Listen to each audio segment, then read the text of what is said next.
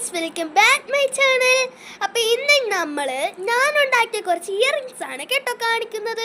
ആദ്യം തന്നെ കുറച്ച് ബിഗ് ആയിട്ടുള്ള ഇയറിംഗ് ആണ്.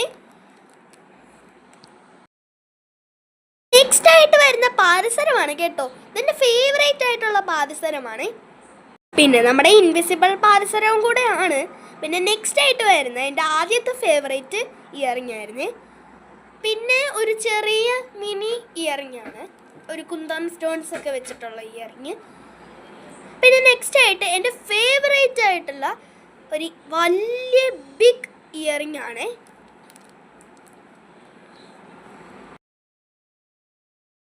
പിന്നെ നെക്സ്റ്റ് ആയിട്ട് സ്റ്റോൺ ചെയിനും കുന്തം സ്റ്റോൺസും ആയിട്ടുള്ള ഒരു സ്റ്റെഡാണ്.